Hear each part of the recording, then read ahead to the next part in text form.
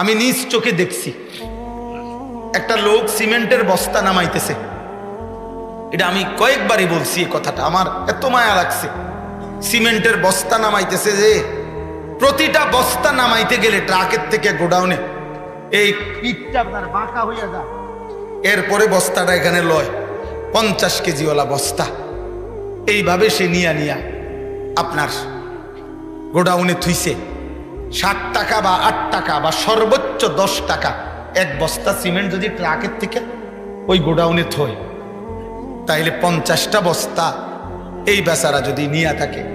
আমি তাকাইয়া দেখছি একটা বস্তা ফালাইবার পরেই এই ছোট্ট একটা গামছা কোমরের থেকে খুললে এটা দিয়ে ঘাম, তার শরীরটা ঘামগুলো মুছতেছে। এই মুছতে মুছতে আবার আরেক বস্তা নিছে। এইভাবে 50 বার হয়তো তার ঘামে ঝরছে। এভাবে 50 বার তার কোমরটা বাঁকা হয়ে গেছে, পিঠটা বাঁকা হয়ে গেছে। বিনিময়ে হয়তো 500টা টাকা পাইছে, 10 টাকা করে। তাইলে এই 10-500 টাকার থেকে তোমারে বাবা আপন সন্তানের হাতে 200টা টাকা হাতে দিছে। আর এই জানোয়ার এই ঘামে ধরা টাকার 200 টাকা দিয়া মোবাইলে উলঙ্গ ছবি দেখতেছে। এ কত বড় নিকৃষ্ট জানোয়ার! এই মানুষ নামের কত বড় কলঙ্ক! এ বাবার কত বড় নাফরমান সন্তান!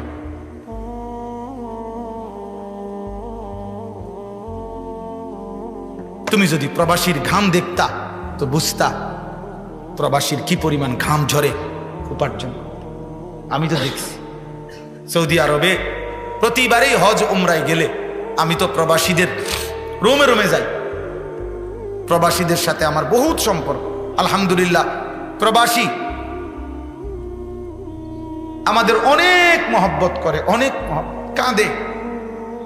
এইবারও হজ্জের সময় এক যুবক আমারে জড়ায় ধরে বলতেছে, হুজুর 16 বছর আজকে বিদেশে আসি।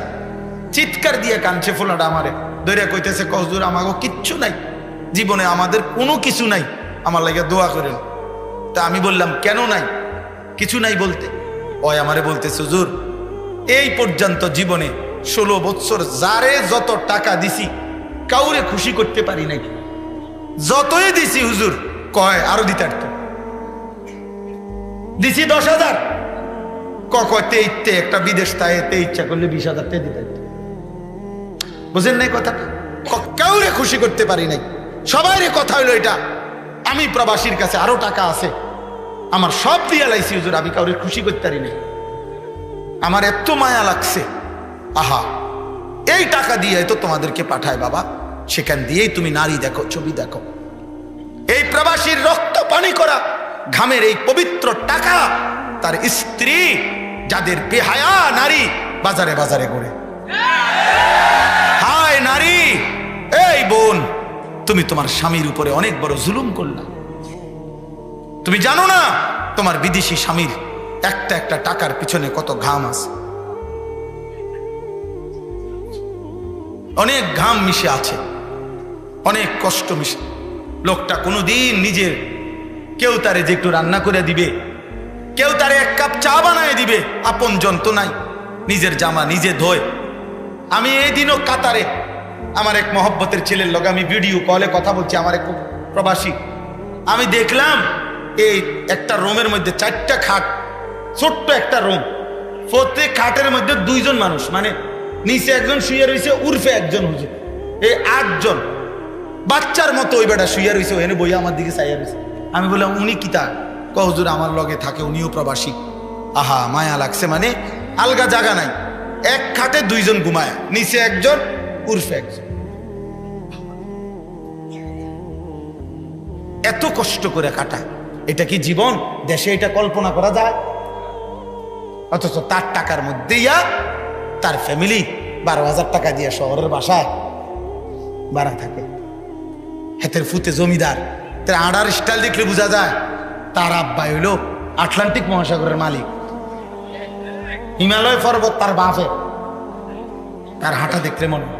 মুসলমানের যুব সমাজের বিরুদ্ধে লাগছে যে এদেরকে প্রেম, ভালোবাসা, নারী, ছবি, অস্থি দৃশ্য, এদের শরীরের ফ্যাশন, রূপচর্চা, কাপড়, পোশাক, এই সামান্য বিষয়ের উপরে লাগাইয়া একটা চটপটি খাইতে গেছে 3 ঘন্টা নাই, 1 প্লেট চটপটি খাইছে। কিছু এতক্ষণ ধরে চটপটি খাইছে। একজন মুসলমানের 3 ঘন্টা কোনো মূল্য নাই। 10 ঘন্টা, বিকাল 3টায় বের হইছে, রাতের 11টা বাজে ঘরে ফিরছো তোমরা। 8 ঘন্টা পরে যদি জিজ্ঞাসা করা হয়, নওজোয়ান কি করছো এতক্ষণ? ঘুরছি।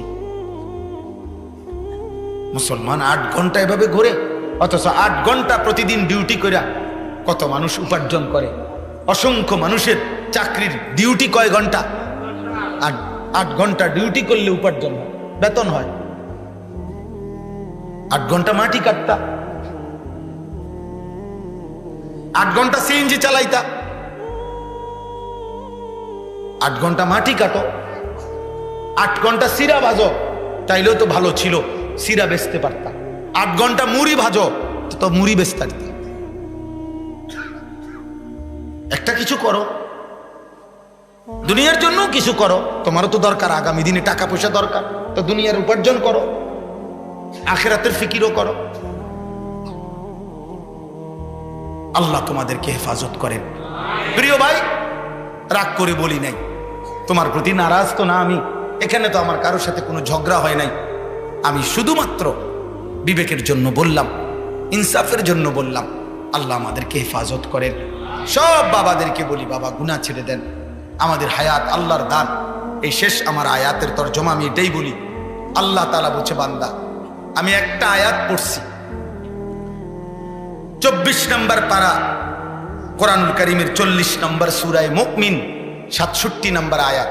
একটা কথা শুধু বুঝাই, আল্লাহ এখানে আমাদেরকে বলছে 5টা কথা।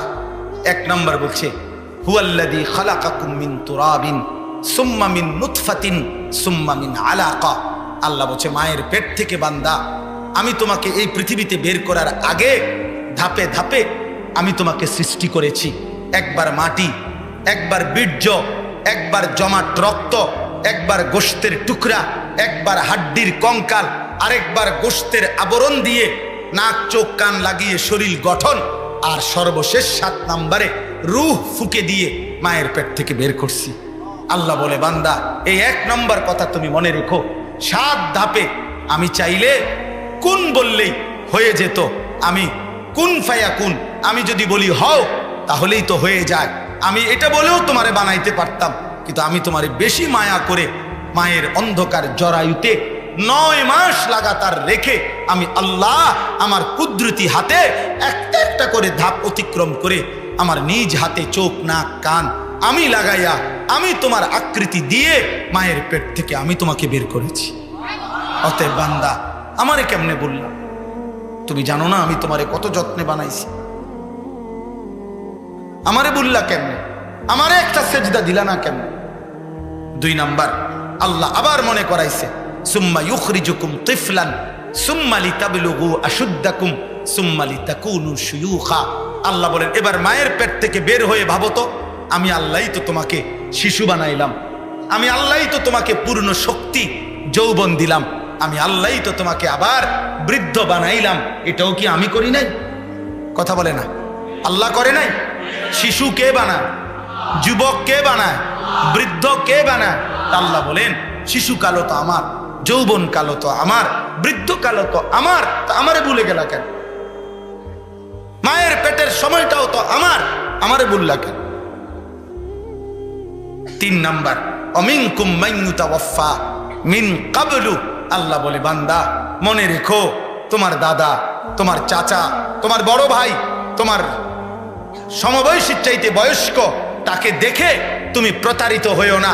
বরং এটা মনে রেখো, আমি সবাইকে জন্ম নিলেই, মায়ের পেট থেকে বের করলেই সবাইকে আমি জোয়ান বানাই না, সবাইকে আমি বুড়া বানাই না।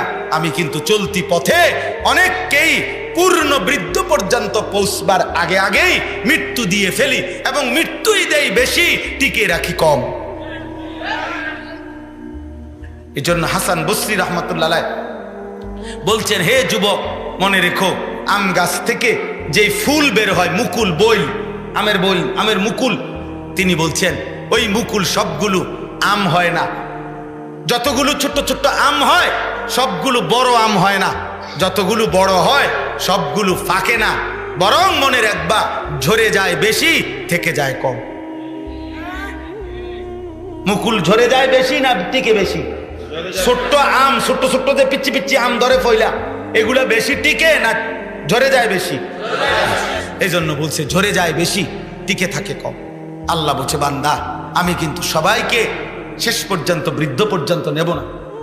আমার এক বন্ধু মৌলানা মোতালেব হুসাইন সালিহি, বক্তা আলেম, মৌলানার ছেলে মেয়ে, তার দুইটা ছেলের পরে একটা মেয়ে হয়েছে। আজকে 1 মাস অসুস্থ ছিল, নতুন 1 মাসের বাচ্চা। গতকালকে রাত্রে 10টা বাজে নিঃশ্বাস আটকায়া বাচ্চাটা মারা গেছে। আজকে সকাল 11টা, সাড়ে 11টা বাজে দাফন হয়েছে। ও অনেক কাঁদতেছে যে ঢাকা হসপিটালে ছিল। রাত্রে 12:30, 1টা বাজে যখন আমারে কথা বলতেছে, কাঁদতেছে আর বলতেছে আমার সন্তান আমার কোলে। এত ছোট বাচ্চা, তোর অ্যাম্বুলেন্সে আনার দরকার নাই, ওই যে আমার সন্তান আমার কোলে আমার দিকে তাকায় আছে।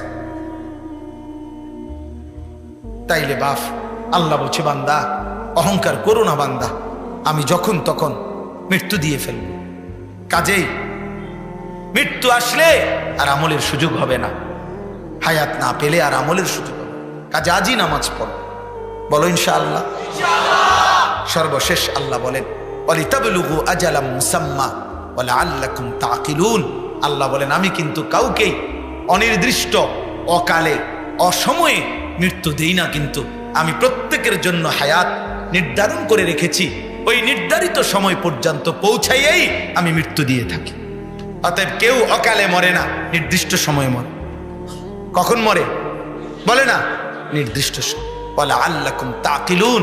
আল্লাহ বলে এই যে আমি মায়ের পেট থেকে 7 ধাপ, দুনিয়াতে একবার শিশু, একবার যুবক, একবার বৃদ্ধ, আবার কাউকে হায়াত দেই, কাউকে মৃত্যু দেই, কাউকে হাসাই, কাউকে কাঁদাই, কাউকে সুখ দেই, কাউকে দুঃখ দেই, কাউকে সুস্থ রাখি, কাউকে অসুস্থ বানাই।